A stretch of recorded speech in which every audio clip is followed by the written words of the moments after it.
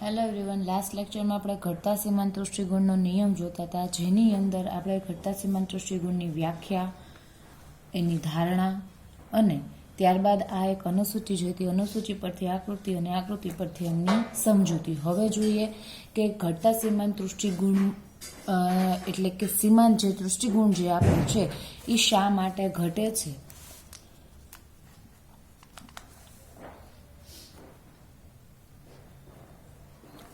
સીમાંત તૃષ્ટિગુણ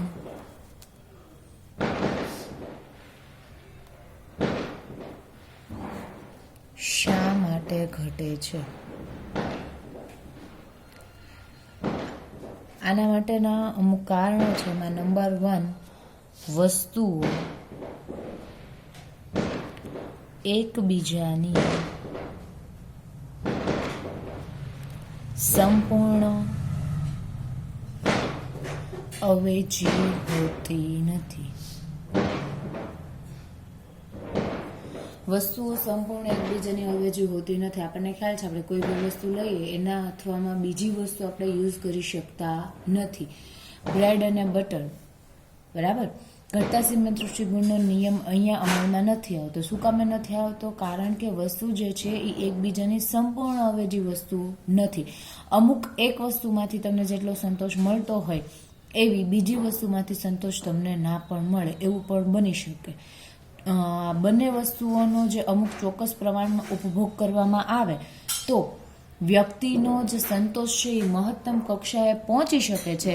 જો તે પ્રમાણ જાળવાય નહીં તો વ્યક્તિને મહત્તમ સંતોષ મળશે નહીં. જો વ્યક્તિ બ્રેડ અથવા બટર એ બેમાંથી કોઈ એક વ્યક્તિનું પ્રમાણમાં ઉત્તરોત્તર વધારે તો તેમાંથી મળતો તૃષ્ટિગુણ ક્રમશઃ ઘટતો જાય છે. બરાબર. બ્રેડ અને બટર એકબીજાની સંપૂર્ણ અવેજી વસ્તુ નથી. તમારે એમાંથી મળતો તૃષ્ટિગુણ જો ઘટાડવો હોય તો બંનેમાં શું કરવું પડે? ઉત્તરોત્તર બંનેમાં શું કરવું પડે? ઘટાડો કરવો પડે, તો તૃષ્ટિગુણમાં ઘટાડો જોવા મળે. અધરવાઇઝ તૃષ્ટિગુણ ઘટતો નથી. તમને જે મળતો સંતોષ છે એ ઘટતો નથી. સેકન્ડ વન થિંગ છે, અમુક જરૂરિયાત એક સમયે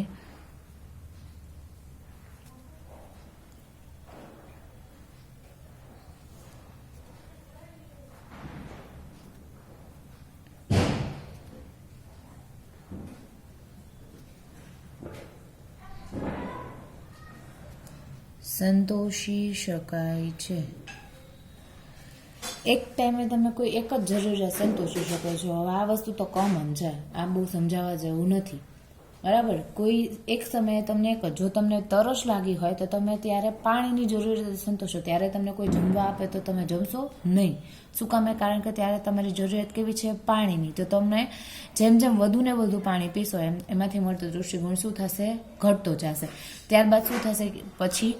પછી જો વધારે કમ પીશો તો તૃષ્ટિગુણ કેવો થઈ જશે? શૂન્ય થઈ જશે. અને પછી તૃષ્ટિગુણમાં કંઈ જ વધારો થશે નહીં. એનો મતલબ શું થાય કે હવે તમારી જરૂરિયાત શું થઈ ગઈ છે? સંતોષાઈ ગઈ છે. એટલા માટે તૃષ્ટિગુણનો નિયમ ત્યાં અમલમાં આવશે. થર્ડ વન,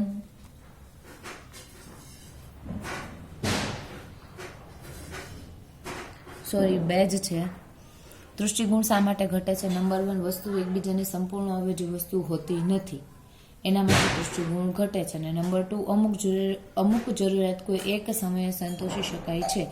પાણીની તરસ લાગી હોય તો તમને પાણીની જરૂરિયાત એકી સાથે તમે સંતોષી શકો. બાકી કોઈ બીજી એવી કોઈ જરૂરિયાત છે જે એકી સાથે તમે સંતોષી શકતા નથી. ફોર એક્ઝામ્પલ લઈએ પૈસાની જરૂરિયાત ક્યારેય તમે એક સાથે સંતોષી શકો છો નહીં. એ સંતોષવી કેવી છે? અશક્ય છે, બરાબર. પણ એના બદલામાં આપણે પાણીનું ઓપ્શન લીધું તો પાણીની જરૂરિયાત તમે શું કરી શકો છો? સંતોષી શકો છો. રેડી? તો હવે જોઈએ આ નિયમના અપવાદો. આ નિયમ ક્યાં કામ નથી કરતો? તો નિયમના અપવાદમાં નંબર 1 તમને એવું કીધું છે, દારૂનો ઉપયોગ. દારૂડિયો જે છે એ ગમે એટલો દારૂ પીવે તો એને એમાંથી સંતોષ પ્રાપ્ત થતો નથી. એ જેમ જેમ દારૂ પીશે એને શું થશે? એમ વધુ ને વધુ એને એવું થશે કે હજુ ને હજુ હું દારૂ પીવું. દારૂડિયાને સંતોષ થતો નથી. તો એ જે વસ્તુ છે આ નિયમનો શું છે? અપવાદ છે. નંબર 2, કંજૂસ માણસનું વલણ. માણસ કંજૂસ હોય તો તમે એની પાસે ગમે એટલા પૈસા આવે તો એ શું કરશે, વાપરશે ને ઉલટાનો વધારે ને વધારે કંજૂસાઈ કરવા મળશે, પૈસા સ્ટોર કરવા મળશે. અને કંજૂસાઈ જે છે એમાં શું થશે, અહીંયા કંજૂસાઈ ઘટવાના બદલે કંજૂસાઈ શું થશે, વધશે. કોઈ પણ કંજૂસ વ્યક્તિ હોય જેમ જેમ એની પાસે પૈસા આવે એને એમ થાય હજી હું સ્ટોક કરીને મૂકી દઉં, હજુ સ્ટોક કરીને મૂકી દઉં, એક સાથે બધું એકઠું કરી લઉં, એવી રીતના એને ક્યારેય એમાં સંતોષ થતો નથી. તો એ આ નિયમનો અપવાદ છે. નંબર 3, પ્રાચીન વસ્તુનો સંગ્રહ. તમારી પાસે કોઈ પ્રાચીન વસ્તુઓ હોય તો એનો તમે સંગ્રહ કન્ટિન્યુ કરતા જ જાઓ છો. એમાં તમે એવું નથી કહેતા કે ચાલો મારી પાસે હવે ઘણું ઇનફ છે. મ્યુઝિયમ જે છે એ મ્યુઝિયમ એમને નથી બનતા. પ્રાચીન વસ્તુનું જે બી કંઈ નવું નવું આવે એમને મ્યુઝિયમમાં શું થતું જાય છે, એડ. ક્યારેય મ્યુઝિયમ પૂરું થતું નથી. તમે પહેલી વખત મ્યુઝિયમ ની મુલાકાતે જાઓ ત્યારે તમને અલગ જોવા મળશે, બીજી વાર જાઓ ત્યારે એમાં કંઈક તમને વધારો જોવા મળશે. ચલણી નોટ છે, સિક્કા છે, પ્રાચીન મૂર્તિઓ છે, જૂની ટિકિટ છે, આ બધું શું છે, સંગ્રહ.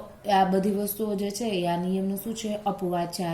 જેમ જેમ તમે સંગ્રહ કરતા જાઓ એમ એમ આમાંથી તમને વધારેમાં વધારે મેળવવાની ઈચ્છા થાય તો આમાં તમને સંતોષ પ્રાપ્ત નથી થતો. માટે આ તૃષ્ટિગુણનો શું છે, અપવાદ. નંબર 4, જ્ઞાન પીપાસા. જ્ઞાન પીપાસા ઇટ મીન્સ કે તમે જેટલું વધારેમાં વધારે જ્ઞાન પ્રાપ્ત કરશો, એટલે કે જ્ઞાન પ્રાપ્ત કરશો, એ જ્ઞાન તમને એમાં બી સંતોષ રહેશે નહીં. તમે જેમ જેમ જ્ઞાનમાં વધારો કરશો એમ તમને થશે હજુ હું કંઈક વધારે કરું, હજુ હું કંઈક વધારે કરું.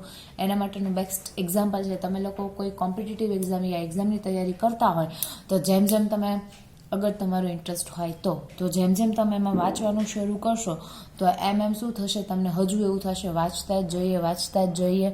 બરાબર? તો એ શું છે, જ્ઞાન પીપાસા. ઇટ મીન્સ જેમ જેમ જ્ઞાની જે છે એ એનું પરિણામ એને સારું ને સારું મળતું જાય એમ એને વધારેમાં વધારે જ્ઞાન મેળવવાની ઈચ્છા થતી જાય છે. આ હતા નિયમના અપવાદો. બરાબર? તો હવે જોઈએ આ નિયમના અપવાદો શું સાચા છે, તો કે હા. કઈ રીતે હા?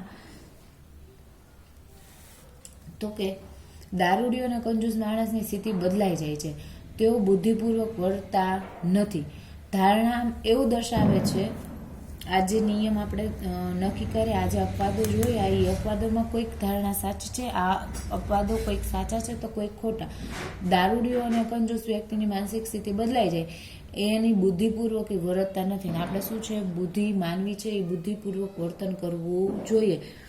દારૂડિયો જેમ જેમ વધુ દારૂ પીશે તેમ તેમ તેમાંથી એને તૃષ્ટિગુણ શું થવા મળશે, ઘટતો જશે. એક ટાઈમ એવો આવશે કે એને ઉલટી થઈ જશે, અને ઉલટી થઈ જશે એટલે પછી એનો તૃષ્ટિગુણ કેવો થઈ જાય, નકારાત્મક થઈ જાય. એટલે માટે હવે એ આગળ વધારે દારૂ પીશે નહીં.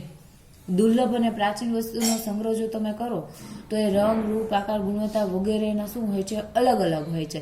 તો આપણે ધારણામાં એવું કીધું હતું કે વસ્તુ કેવી હોવી જોઈએ, એક સરખી હોવી જોઈએ, પણ અહીંયા એ વસ્તુ પોસિબલ નથી. તો માટે આ નિયમ ત્યાં શું ઠરે છે, ખોટો સાબિત થાય છે. હવે જોઈએ આ નિયમની ટીકાઓ. નિયમની ટીકાઓ હું બધી લખતી નથી, શોર્ટકટમાં લખું છું, એ તમે લોકો જોઈ લેજો. હું જે બોલું એના ઉપરથી તમારે લખવું હોય તો તમે લોકો લખી શકશો. નંબર 1 છે, ઘટતા સીમા તૃષ્ટિગુણના નિયમમાં આપણે એવી ધારણા કરી કે તૃષ્ટિગુણને તમે શું કરો છો, સંખ્યાત્મક રીતે માપી શકો છો. રાઈટ? તૃષ્ટિગુણમાં સરવાળા બાદબાકી કરી શકો છો, પણ તૃષ્ટિગુણ છે એ આત્મલક્ષી છે ને મનોવૈજ્ઞાનિક બાબત છે. ઇટ મીન્સ હરેક વ્યક્તિ માટે સંખ્યા કેવી રહેશે, અલગ અલગ રહેશે. સંખ્યાત્મક રીતે તમે એને માપો પણ હરેક વ્યક્તિ માટે એ સંખ્યા કેવી રહેશે, અલગ. હું અને તમે જો કોઈ સેમ વસ્તુનો યુઝ કરતા હોય તો મારા માટે એનો દૃષ્ટિગુણ અલગ હોય અને તમારા માટે પણ એનો દૃષ્ટિગુણ કેવો રહેશે, અલગ રહેશે. સેકન્ડ વન થિંક જોઈએ તો આપણે આ નિયમમાં શું કરે છે, તો કે વસ્તુના કદ, રંગ, રૂપ, એકમ, એની કિંમત, ગ્રાહકની માનસિક સ્થિતિ, અન્ય પરિબળો, એ બધું જ કેવું છે, યથાવત છે એવી આપણે ધારણા કરી છે. પણ આ બધી જ વસ્તુ કોઈ એક સાથે તમને ક્યારેક જ જોવા મળે, તો માટે એ પણ એની શું છે, એક ટીકા છે. નંબર 3, નાણાંનો સીમાંત દૃષ્ટિકોણ કેવો હોય છે, સ્થિર છે. કેવી છે, અવાસ્તવિક ધારણા છે. ઇન રિયાલિટી એવું ક્યારેય નથી બનતું કે નાણાંના દૃષ્ટિકોણ સ્થિર હોય. નંબર 4, ટકાઉ વસ્તુ હોય, ટીવી, ફ્રીજ છે, મકાન છે, એ કંઈ તમે વારંવાર લેવા નથી જવાના. એ એક વખત તમે એક એકમ પસંદ કરી લેશો પણ થોડોક ટાઈમ માટે તમે જાળવી જશો, પછી એની વધારે બીજી ખરીદી નહીં કરો. તો શું થયું તો કે ગ્રાહક આવી વસ્તુ વધારે ગ્રાહકને આવી વસ્તુઓ જે છે એની ખરીદી વધારે, તેમાંથી મળતો સીમાંત દૃષ્ટિકોણ શું થઈ જાય છે, ઘટી જાય છે. એટલે આ શું છે, નિયમ માટે અવાસ્તવિક લાગે છે. તમે મકાન એકવાર ખરીદી લો તો તમે બીજી વાર ખરીદશો એના જ વર્ષે, એના જ મહિને નહીં. તો એ શું થયું, આ નિયમની ટીકા. હવે જોઈએ નિયમનું મહત્વ. આ નિયમને ક્યાં મહત્વ તરીકે યુઝ કરી શકાય છે? નિયમનું મહત્વ. કોઈ એક વસ્તુનો ઉપયોગ અથવા તો ઉપભોગ અને ખરીદી બાબતમાં બુદ્ધિપૂર્વક વર્તનાર ગ્રાહકના વર્તનને આ નિયમ યોગ્ય રીતે સમજાવે છે. તે ગ્રાહકની સમતુલાને શરતો તારવવામાં મદદરૂપ કરે છે. ક્યાં મદદરૂપ કરે છે? તો કે નંબર 1, ગ્રાહકની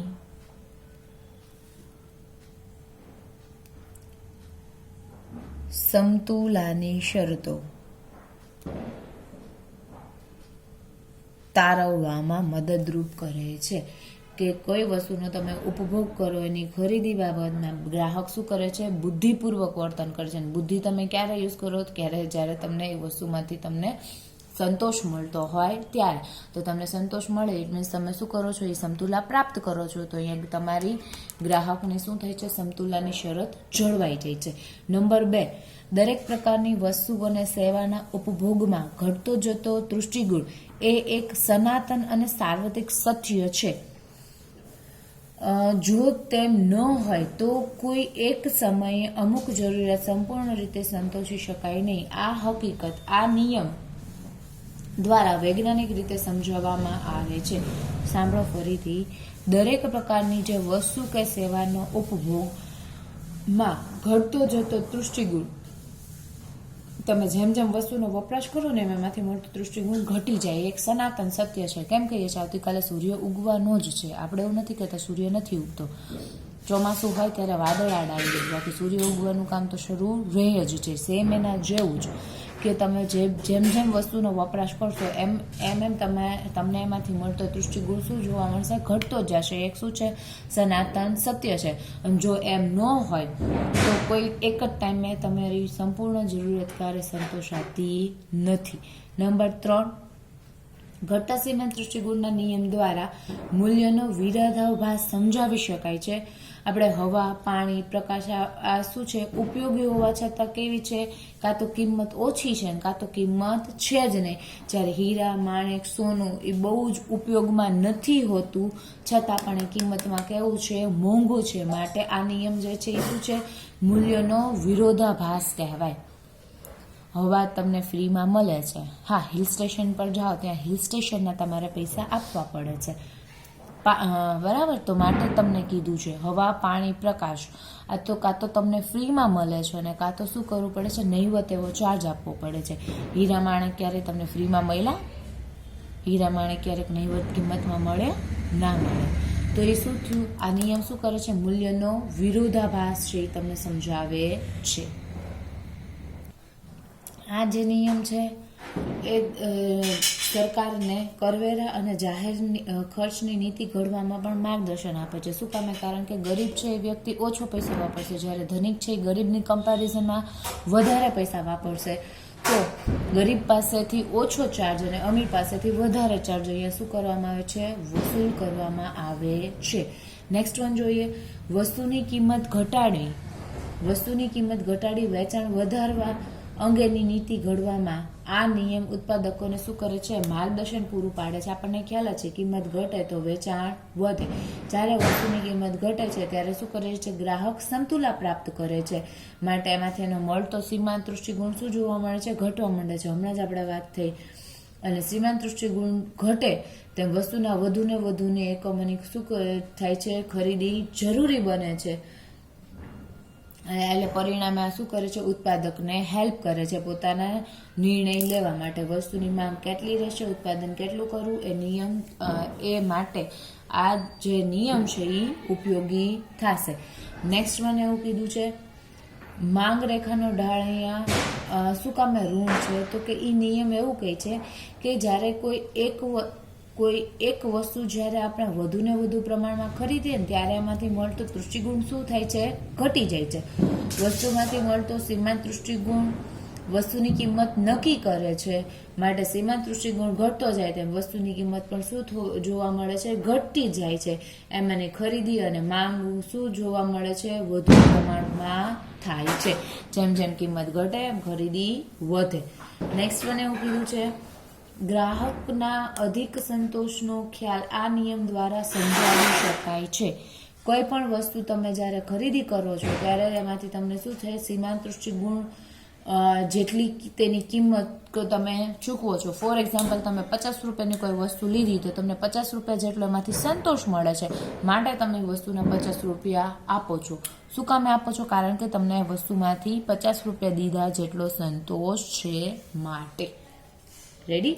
તો અહીં આપણો ઘટતા સીમાંત તૃષ્ટિગુણનો નિયમ પૂરો થાય છે. હવે જોઈએ નેક્સ્ટ આપણો ટોપિક.